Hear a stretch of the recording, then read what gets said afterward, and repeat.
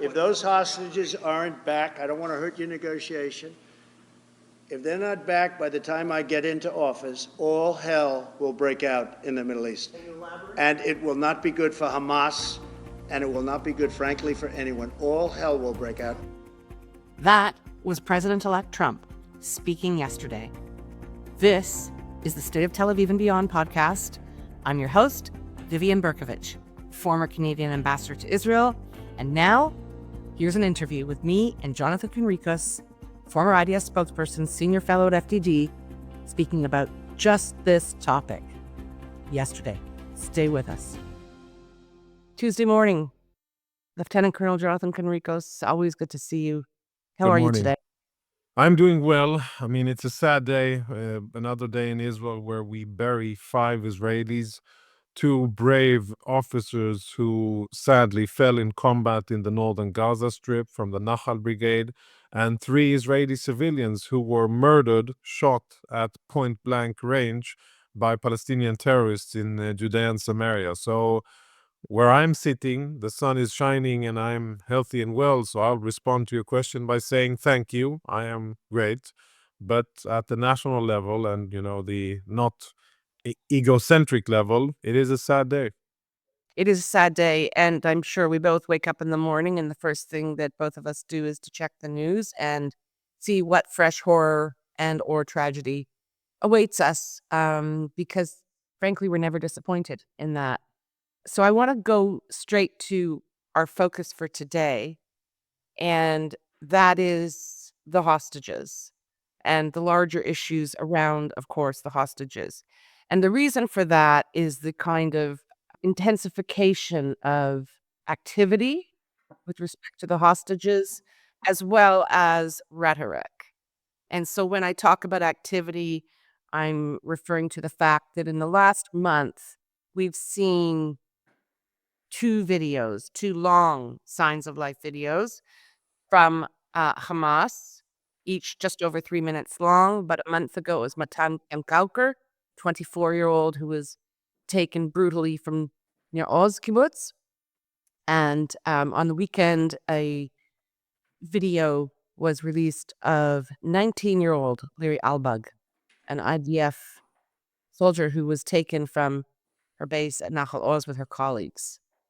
And there has been more frequent stuff, coming out on Telegram channels and talk here. So that's on the one hand. On the other hand, and this is really why I think that the next 10 days is going to be such an intense period with respect to this issue, is President-elect Trump and the comments that he makes and really continues to make so forcefully again last night. Sure you caught that. So let's start with President-elect Trump and what he's been saying, why, and what do you think he is signaling? Because he's not putting out empty threats, in my view. So I'm a bit cautious here because my big question is, what does there will be hell to pay really mean? When you translate that into military, political, or economic action, and who really will be paying it? Because realistically, when I look at the levers that the U.S., the most powerful country in the world, will have on Hamas, I think that the U.S. has levers over Hamas. Many of them, I would say all of them are indirect levers. The U.S. doesn't have direct levers over Hamas in terms of military action so far. And I think that the levers, the effective ones, are indirect on Hamas's nation-state supporters, Qatar, Turkey, and Egypt. And here, there is indeed lots and lots of room. When I take stock of American foreign policy towards these 3, what I would call rogue countries, Qatar and Turkey for sure, Egypt a little bit less, but in my book, they're really on the wrong side of the book, of the not helpful states. But when I look at what's left to do, then there definitely is a lot left to do. Qatar isn't really under American pressure. Al Jazeera is spewing out hatred and violence. And by the way, you spoke about the videos. Both of those videos, like the ones before, of course, were aired on Al Jazeera. Mubashir, special, or Has. This was a special broadcast on Al Jazeera. I think they're the only network around the world that actually broadcast this kind of psychological warfare at the behest of Hamas in order to amplify Hamas's message and apply pressure. Other more respectful news networks, of course, they'll show a print screen, but they won't show the entire psychological warfare message of Hamas. Al Jazeera does, because that is their business model. They are in the business of supporting terrorism and amplifying terrorist organizations, specifically Hamas. But when I look at what can be done, what does they will be held to pay, then yeah, there's a big U.S. airbase in Qatar that hasn't even been up for discussion, and I think that's one place to start. There's tremendous security guarantees that the U.S. provides this rogue country that haven't been discussed or haven't been challenged, and I wonder why.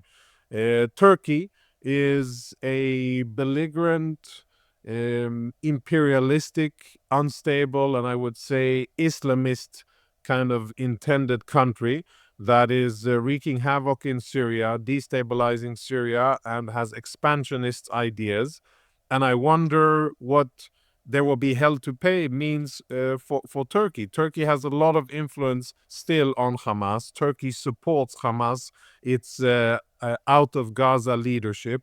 Turkey provides the warehouses and welcomes Hamas leadership to conduct extensive economic activity in Turkey, in legit Turkish financial institutions, banks, and the stock exchange, where there are Hamas front organizations that are active participants in the Turkish economy, mostly in the area of real estate.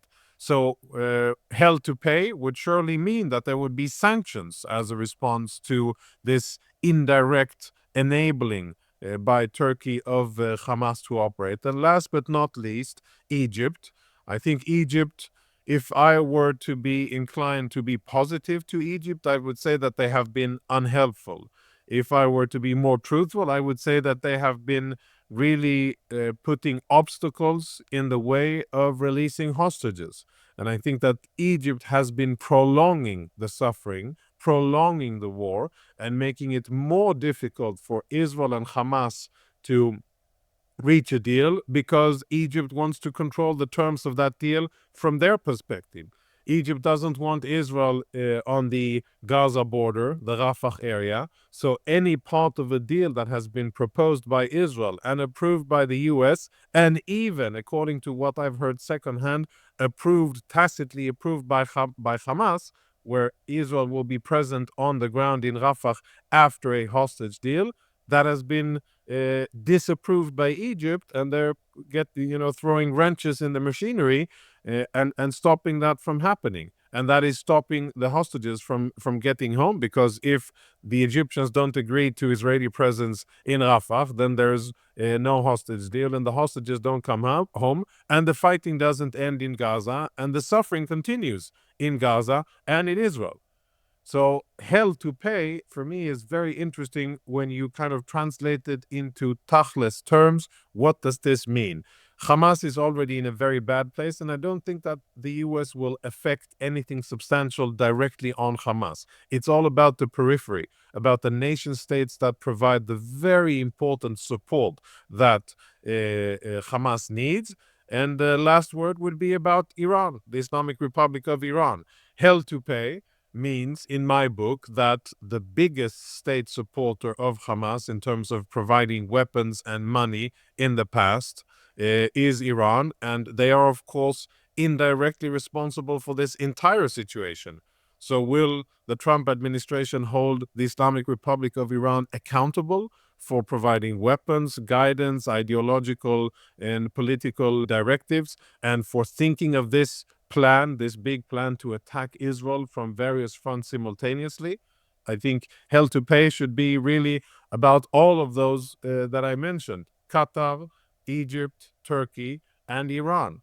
And frankly, and this is the bottom line here, I'm not sure that there will be hell to pay. I don't see that hell kind of simmering over and boiling. I don't see that action. I saw statements, I've seen statements, but I have not yet seen the different intended audiences really responding to it. I don't see the Qataris concerned about anything. I don't see the Turks concerned, and I don't see the Egyptians concerned.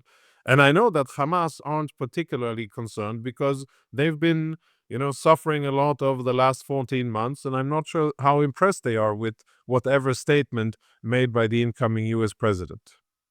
Well, thank you for that tour de table, as diplomats say, sort of, tour around the table of the various points of views and perspectives that prevail.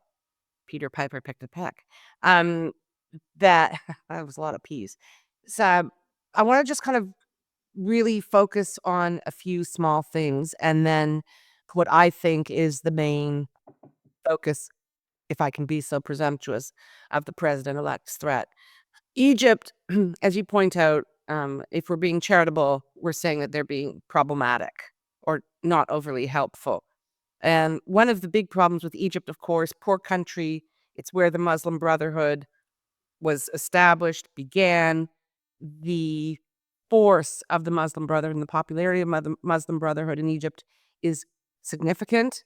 And Sisi is trying to balance that, I think, between maintaining what seems to be a somewhat tenuous hold on power these days and appeasing the Muslim Brotherhood. Okay, so let's just park that for, we're not going to go too far down into the Egypt thing. Turkey, a NATO ally. A NATO ally. I'm sure you noticed yesterday that Jacob Nagel, who had been asked by Prime Minister Netanyahu to study kind of what's going on in the region and report back, among some of the more spectacular recommendations or observations he made in the report is that Israel must prepare for war with Turkey, which is new and wildly significant. And if a NATO ally was at war with Israel, that would really put the American president in a tough spot. We already know his feelings on NATO. So let's just park Turkey. And Iran, you did a great job. What I want to focus on is Qatar, because I totally agree when you say there are really no levers. America does not have direct levers against Hamas, but Qatar does. And all of us, Israel included, have played footsie with Qatar for far too long. And continue to do so. And continue to do so. We continue to dignify what is the rogue nation financing so much of the unrest we see all over the world in terms of Islamist activity and disruption. It's financed and directed by Qatar. It's promoted by Al Jazeera, which seems to have suddenly been received in many parts of the world as a legitimate news organization. It's not.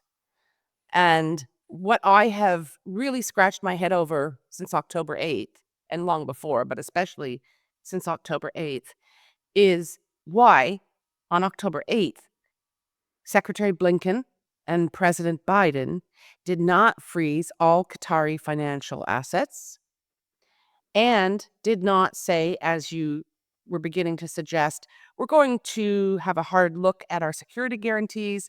And by the way, we're not going to renew our lease on the largest military base that America maintains in the Middle East, which is in Qatar. And shortly after October 7th, America did the opposite, in my view, of what they should have done, and they renewed that lease for 10 years. If they had in one day or 1 week frozen financial assets, said we're putting the security guarantees under serious consideration, the military base, and we're also looking at some sanctions and perhaps even put 1 or 2 in place, I think we'd be living in a very different world today. And so this is where I become presumptuous and suggest that those are precisely the sorts of measures that President-elect Trump and his team are looking at? One would hope so. One would hope so. And you know what the Qataris have done is, I think, a brilliant influence operation that is still ongoing, where the Qataris have spent trillions of dollars, or at least hundreds of millions of dollars, in influencing key audiences and decision makers in the West. There's no, I mean, at FDD, we've started doing research, or we're in the middle of doing research of following the vast amounts, the vast and very diverse streams of money that Qatar has invested in US society. And it's not only the think tanks, and it's not only politicians, and it's not only lobbyists. It is schools, cultural institutions, hospitals, universities, sports. Everything is, I wouldn't say permeated, but you can see the prints of Qatari money. You could see it almost everywhere, and that makes it difficult, I think, for the U.S. to take any meaningful action against Qatar, because they have put so many safeguards and so many roadblocks in the way, and there will always be someone of power and influence who is on the payroll, on the Qatari payroll, to say, well, maybe this isn't a good idea. Maybe we shouldn't reevaluate our posture in the Al Udeid air base in Qatar. Maybe we shouldn't say this to Qatar because they're such an important Arab ally in the Middle East, and there'll be lots of ways to explain that. And I think what the Qataris have done is they've paid a lot of money for it, but I think that their money has turned into political power, and it's working great for Qatar. Now, yes, maybe President-elect Trump will see things differently and address things differently than how previous establishments have. I don't know, but I look at Qatar and I see the link between them and Hamas, and I totally agree. Harsh action from Israel. I'll speak about Israel. Harsh action from Israel should have been, the strategy from day one. That should have been from October 7 and October 8, including, by the way, military action. Why isn't Israel putting that threat on the table? Qatar it's a fiefdom with tremendous amounts of wealth, but in terms of military capacity, not very much. And Qatar is funding, aiding, and abetting our enemies. That makes them an enemy, at least an indirect enemy in my eyes. And as you say, I fail to understand, and perhaps it's because it's above my pay grade, but I fail to understand why we are so gentle and so respectful of the Qataris when, in fact, they have Israeli blood on their hands. They single-handedly prop up and support Hamas. They are the ones that are keeping Hamas alive. They are the ones who are promoting Hamas's message. You know, you don't have to look far. When even the Palestinian Authority goes out officially and says, listen, Al Jazeera supports terrorism and you are wreaking havoc in Palestinian areas, and therefore we are shutting you down, like many other Arab regimes have done, then I don't think you need a lot more to justify to say that these are bad actors, that the foreign power of Al Jazeera is a very negative and insightful and destabilizing factor in the Middle East. And I wonder why we are so gentle and going around circles with the Qataris. And I definitely hope Israel will change its policy. And for whatever the US will do, that'll be interesting. Allow me to be pessimistic about the type of change that we will see. Okay. I'm going to be a ray of sunshine then, just to counterpoint your pessimism. I don't think it's going to be all rainbows and unicorns. Having said that, I think that there's a difference between what you propose, and you very very correctly make the point that the Qataris have been engaged in this sort of financial stealth war of buying mines for decades now, in the States primarily, but also in Europe.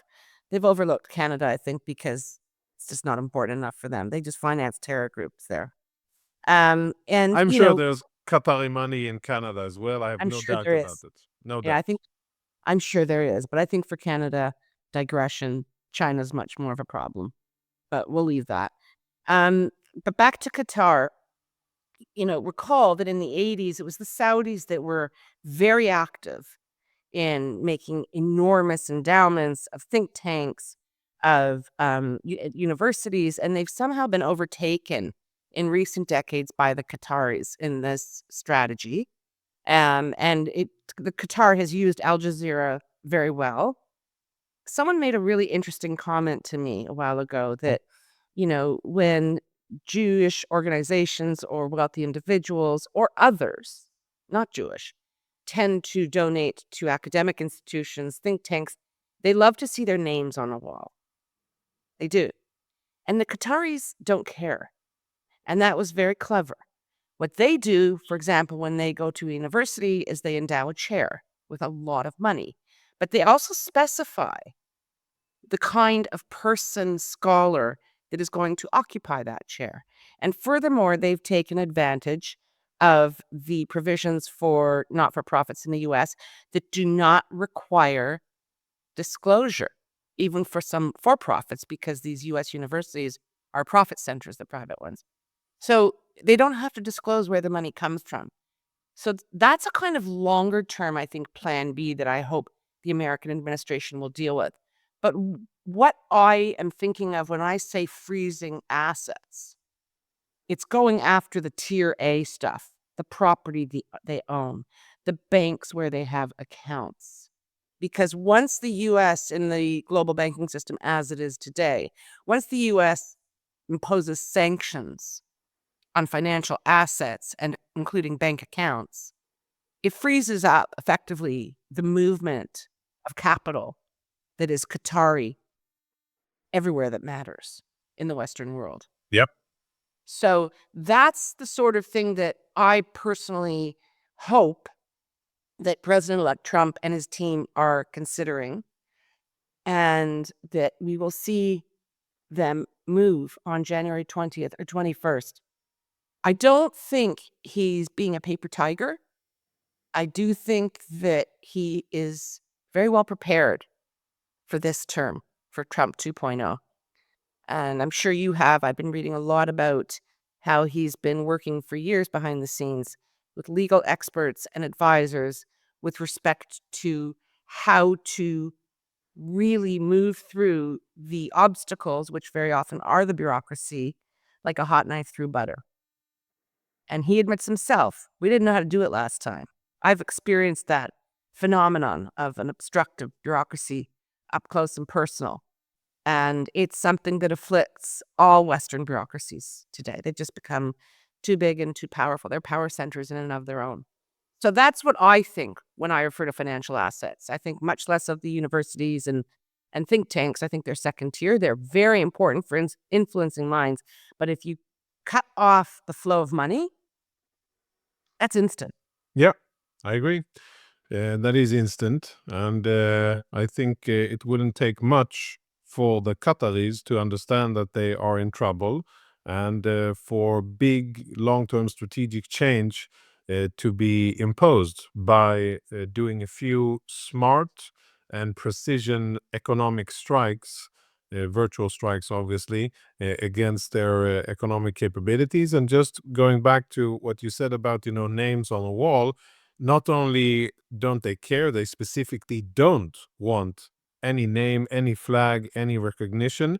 They want the power, they want the influence, they want the security assurances that their money gives them, but they do not want recognition, and they do not want official responsibility or acknowledgement of their involvement. They're happy just to take the power and assurances that come with their trillions of dollars.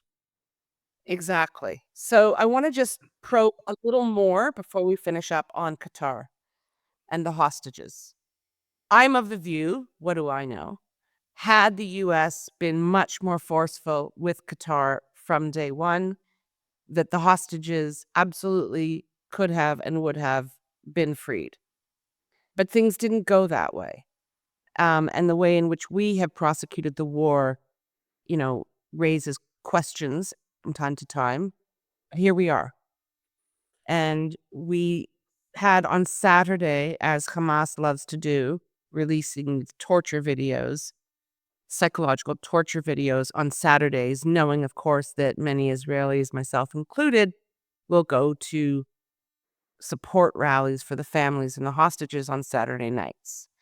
And Hamas understands the huge impact that those videos of indescribable suffering and torment have on all of us. And that's absolutely what played out on Saturday. I went to Sha'ar Negev, close to where I live now, and it was a much larger group than usual, and it was a very somber atmosphere, even though the name Leary Albag, a female hostage whose video was released that day, was not mentioned. It didn't have to be. Everyone was thinking of Leary Albag and the other 99 hostages. And then, I think it was the day after, or maybe it was 2 days after, we have this list that is released. And I just want to make clear to our viewers, listeners, that in Israel, the Albag family requested specifically not to air the video. Other families in the past have said, go ahead, we want it aired. The Albag family said, no, please don't. We authorize the publication of 2 still photographs.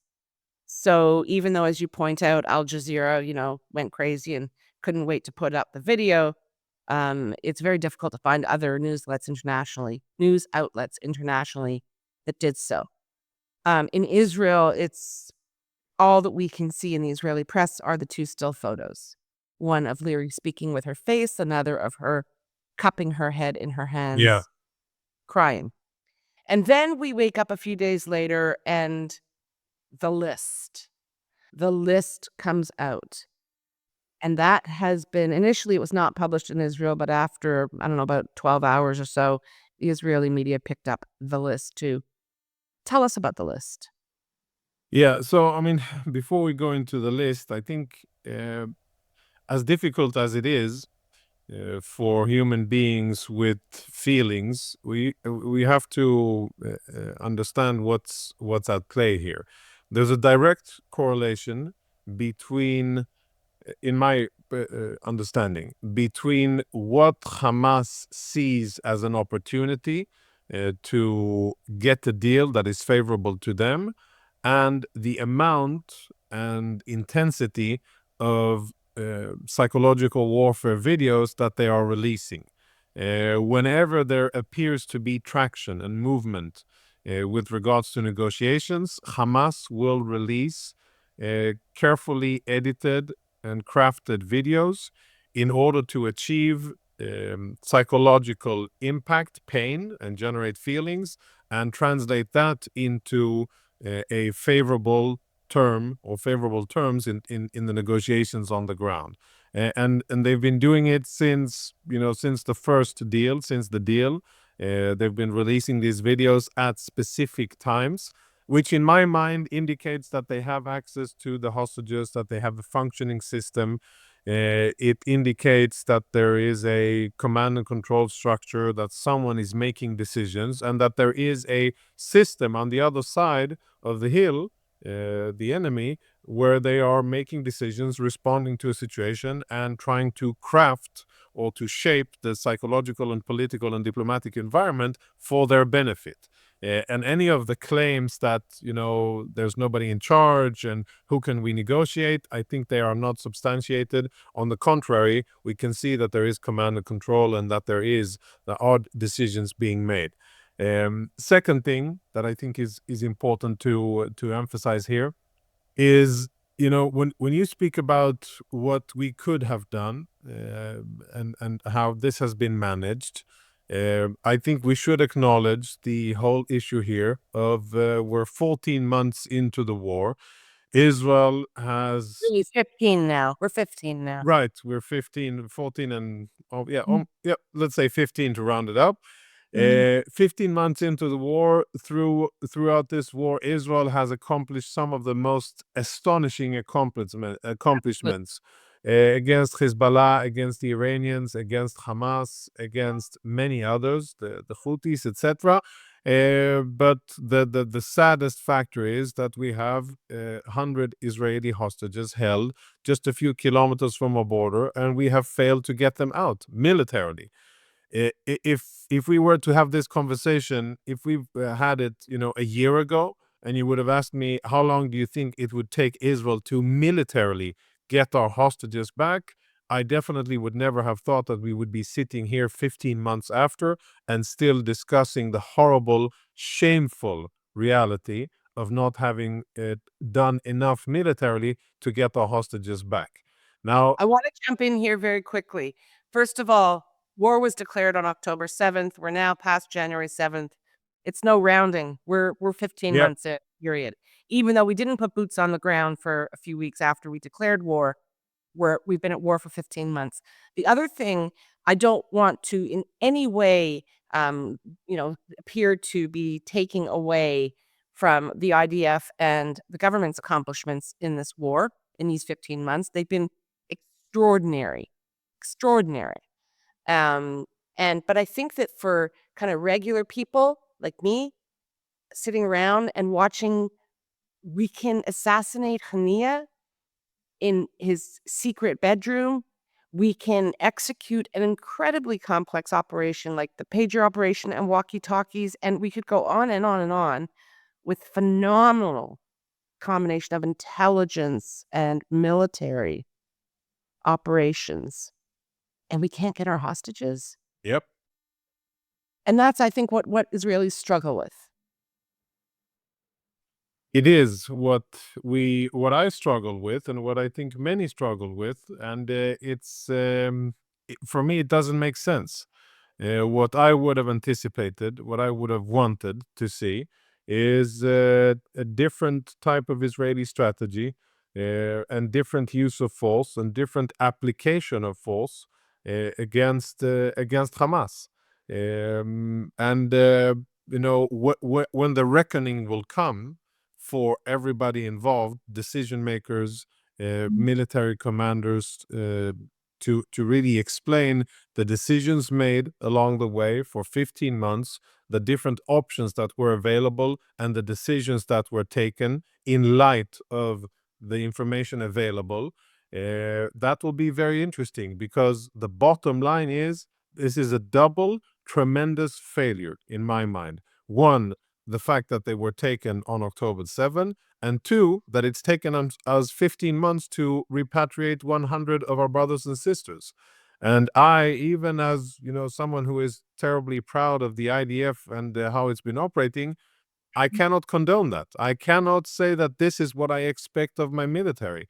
My tremendous military, I have very little, faith and trust in the decisions made at the higher levels, but I do trust the decisions made in the IDF. And I think I really struggle to justify and explain how this is still our reality, how the very powerful, brave, well-led, and efficient IDF has still failed to bring back our people. And that doesn't make sense, especially with the distance. Yes, it's difficult. Yes, they are underground. Yes, they are hidden by brutal terrorists. And yes, there is tremendous risk for soldiers and operators to come close. And yes, conducting military raids to get them out would probably or will, at a high likelihood, endanger hostages. All of that is true, but still, in my mind, the equation here doesn't. There's no. It doesn't fit the equation here with us 15 months after, and those hostages still being there. To finish, the list, I've read the statement coming out of the Prime Minister's office that basically said this isn't a Hamas list, this is an Israeli list. And what really matters for me, and I think that's an interesting comment. And as always, you can see that Israel, the Prime Minister's office, they're very fast to respond to media developments when it's about the Prime Minister. not so effective to speak about, Israel, and not so effective at all to conduct communications of the state of Israel. But when it comes to the tactical details that reflect directly on the prime minister, they are super fast in getting information out and responding to and preempting and shaping narratives and framing, which I wish would be the norm for official communications and for the state of Israel's public affairs. But we'll leave that aside. That's perhaps for a different episode. But bottom line, what really matters most, I think, who is alive and how fast can we get them out. And of course, all of the others who unfortunately are not alive, we need to get them back out as well.